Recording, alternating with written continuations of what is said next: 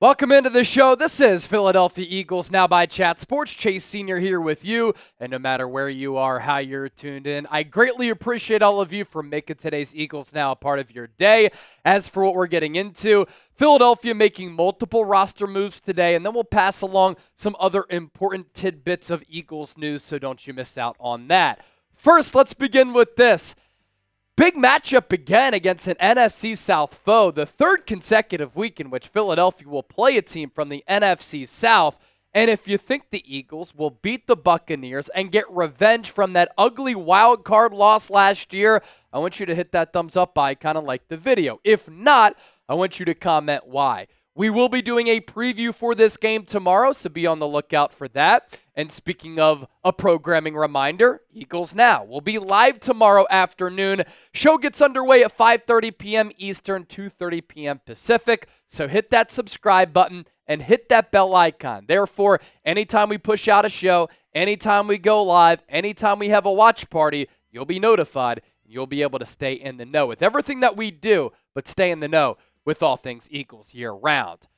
Britton Covey, let's start there. He broke a bone in his shoulder against the New Orleans Saints on Sunday in Week 3, and because of that, he is landing on injured reserve. He will miss an extended period of time. It's unfortunate for Covey because over the last season and a half, he's been arguably the best punt returner in the NFL. So not only will this impact the Eagles' offense at wide receiver, given the depth issues there with injuries to A.J. Brown and his lingering hamstring ailment, Devontae Smith suffering that concussion against the Saints. New Orleans, by the way, an extremely dirty team. But now Covey, not going to be a part of the receiving corps, and this will impact an Eagles special teams unit, which last year was number 1 in DVOA, and a big reason for that, good in coverage, but good with their return men, especially Britton Covey.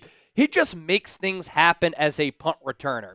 When you watch him play, smaller, kind of slight, but has that short area quickness, and at Utah, he was so dynamic, always a threat to take a punt back to the crib. And after he got off to a rocky start to start his NFL career, this last year and a half, he has been an excellent punt returner. And he was getting an increase at snaps at wide receiver with A.J. Brown out. But even with A.J. Brown on the field and healthy, Britton Covey was seeing opportunities as a wide receiver 3, wide receiver 4 in Week 1 against the Green Bay Packers. He has been viewed in his career and primarily used as a special teamer. Finally getting snaps at wide receiver. He did take a big hit against New Orleans on a ball that he caught when he picked up yards after the catch. I'm not sure if he got injured there at some other point in the game, but I thought that he was a good change of pace wide receiver for Kellen Moore and this Eagles offense. Do you want to be going to him often in the pass game? No, but he's that type of possession wide receiver who can control the middle area of the field, has that aforementioned short area quickness. You can throw a quick screen pass out to him. You get some blockers out in front, and he can kind of use that vision and that make the man miss type of ability that he can use as a punt returner to pick up yards after the catch. And last year, we had the luxury of sitting down with Covey in Las Vegas from the site of the Super Bowl, and I asked him about whether or not he wanted an expanded role as a wide receiver. Here's what he had to say from Las Vegas last year. You talk about A.J. Brown, Devontae Smith, Dallas Goedert. Any competitor wants more of a role and they want to do more when you believe in yourself. I want to continue to come to Super Bowls because I get to talk to people like you and do some great things here. Do you envision maybe more of a role offensively as a wide receiver come out of the slot? I thought in some of those blowout losses, I thought you popped a little bit. No, I do. I envision that. Whenever AJ and Devontae are out for a practice and I have to take all their reps, I do really well. And I have lots of veterans coming up to me saying, like BG and Fletch and, Jalen and Kelsey, all those guys, they come up and say, you can play. You're I hope we use you on offense. And so that means a lot to me. Because it's not just me being blind faith in myself, you know what I mean? And so I don't know when that opportunity will come or in what capacity. Even if next year I'm the receiver 5 again, but I get 5 or 6 plays a game, I really feel like I can make an impact. I'm not blind. I know I'm not a receiver 1 in the league. That's just not my body type or skill set, but I do know that I could be a good slot receiver in this league. I've watched enough Cole Beasley highlights and, Julian Edelman, Wes Welker to know, like, I can do that, especially because I pride myself on just being smart, and that's what you have to be as a slot receiver who's effective, smart and trustworthy and quick. So we'll see when that role happens. This team doesn't need another person who just wants to play and wants the ball, and so I'm never that type of person. I'm just going to let my play speak for itself and own my role. But I hope I get some chances this year. The receiver 3 position in this offense needs to be able to affect the game, in my opinion, without even needing to touch the ball. And that's kind of why I think I would be good is you have to respect where I am on the field. And even if I'm not touching the ball, and so that can maybe take some tension off AJ and Devontae. And but we'll see. I'm excited to get back to work there and prove something. The wheels are turning here. I'm thinking Brent Covey in the slot, shifty, little bit of wiggle, running some crossers, maybe some downfield blocking, jet sweeps, bubble screens. Yeah. Smitty and AJ, they're pretty good blockers. And once again, Dallas you say that, too. and it's not the flashy thing. And people will be like, Covey in the slot, that you want the flashy thing, and sometimes that doesn't bug me. No one wanted me as Danny a returner, Amendola, Julian Edelman, Hunter Renfrow, are they all flashy? No. Yeah. But that shifty wide receiver out of the slot, Yeah. Kellen Moore. You watching the show right now? Let's get Britton Covey in the slot. And maybe Kellen Moore watches the show because he was getting Britton Covey involved in this Eagles offense. So the Eagles roster moves here today, Covey to IR, and then additionally, we haven't talked about this yet, tight end Jack Stoll moved up from the practice squad to the Eagles active roster, and then Philadelphia is also bringing back wide receiver John Ross. He has been signed to the practice squad. Why Jack Stoll? So he signed with the New York Giants in free agency. He did not make the initial 53. He was cut right at roster cutdown day. Has familiarity with Philadelphia. The Eagles could really count on him as a blocking tight end.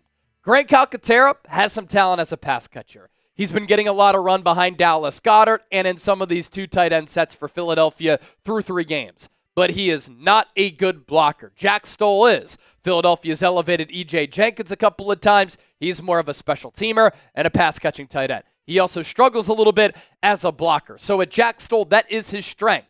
Now, he's not going to give you much as far as catching the football from that tight end position, but is a good blocker, and that is valuable for Philadelphia because if they're down a couple of wide receivers, they might go heavy. They might try to go ground and pound. They might try to pound the rock and get physical with a couple of 2 tight end sets. And if they want to do that, Jack Stoll can be used as a blocker while having Dallas Goedert on the field as a pass catcher. And then there's John Ross. He was with this team this summer, so he understands Kellen Moore's offense, an up and down training camp for him. He also has some return ability. And with Britton Covey being out, it looks as though Cooper DeJean is going to be the team's punt returner, but John Ross can help you as a vertical threat and a speedster at that wide receiver spot. He can also help you with the return game as well, and you can elevate him from the practice squad to the active roster if Philadelphia is hurting at that wide receiver position going up against the Tampa Bay Buccaneers in Week 4. Of note, Eagles bye week is Week 5, so they do get a couple of weeks of rest here.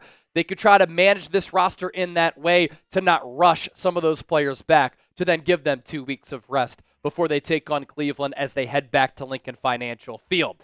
As we look ahead to Tampa Bay, Nick Sirianni has talked about this week.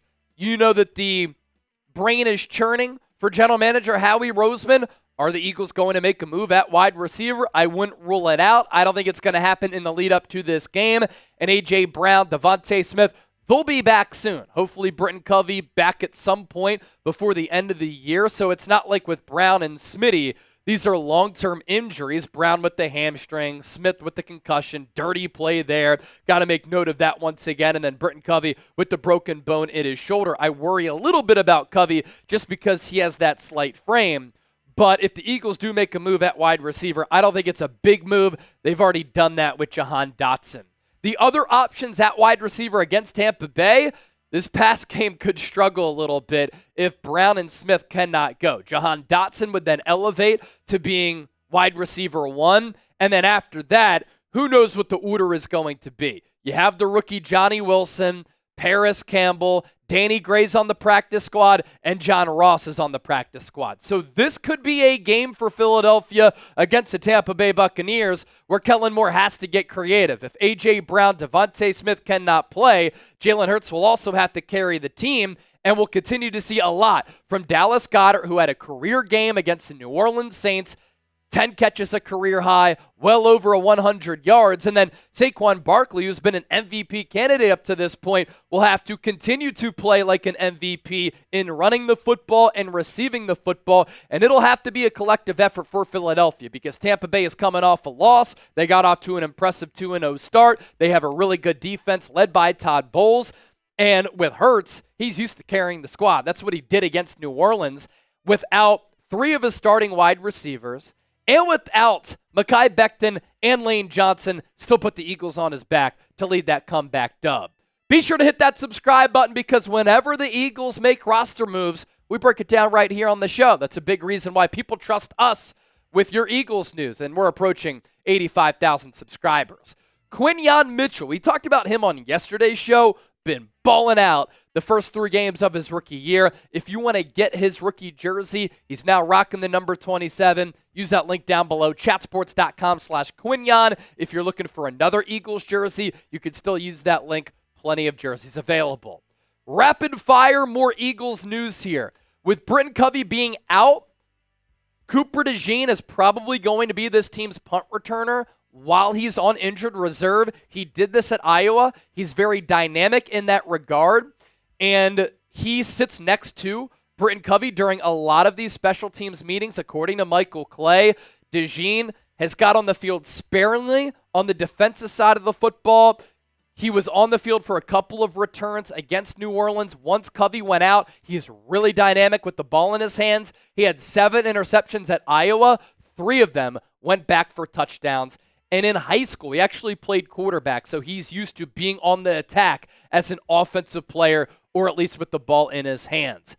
I have to give a shout-out to Fred Johnson and Tyler Steen, because when Mekhi Becton and Lane Johnson went out, you thought maybe it wasn't going to be a good day for this Eagles offense. This is the Jeff Stoutland effect. And when you have quality coaching, and in this case, the best offensive line coach in the NFL, it allows Fred Johnson and Tyler Steen to step into massive roles along this Eagles offensive line. And they performed well in the run game and protecting Jalen Hurts. And think about how difficult that is to do considering where Philadelphia was playing this game. In the Superdome, in New Orleans, when the Eagles were on a silent count, when there was so much communication required along the offensive line, they passed the test with flying colors. Shout out to Fred Johnson and Tyler Steen. Vic Fangio addressed the media today. He was, of course, asked about Jalen Carter's game. We talked about him a lot on yesterday's show, so be sure to go check that out. I thought that Jalen Carter had an Aaron Donald-like performance. I saw some Saints beat writers and people who cover the team saying that Jalen Carter had the most dominant game against New Orleans that they had ever seen. Took over the game. This is why he was a first-round pick. Now, Jalen Carter, can you do this week in and week out? Because if he can, he has all-pro potential. He can be one of the best defensive players in the National Football League, and it will do wonders for this Eagles defense. Fangio also asked about Bryce Huff, who was outsnapped by Brandon Graham. And speaking of shout-outs, shout out to Brandon Graham. This deep in his career, he's still playing this well as a pass rusher and against the run. And he outsnapped Bryce Huff, as he should have, because he's been playing better football compared to Bryce Huff, the $34 million man. And this isn't good news here because Huff continues to play poor football and doesn't have the trust of the defensive coordinator. Fangio said, we'll continue to mix him in. It's not what you want to hear from a guy who's making $17 million per year. Sirianni, of course, also asked about the 4th down play calling. Obviously, he relies on the analytical department. I thought John Middlecoff made a fascinating point, and he used to be in the scouting department under Howie Roseman with the Eagles and Andy Reid. And he said, look, I think when it gets to this point where Sirianni is being this aggressive, it's probably an organizational type of decision where the Eagles have always been progressive. They've always been cutting edge.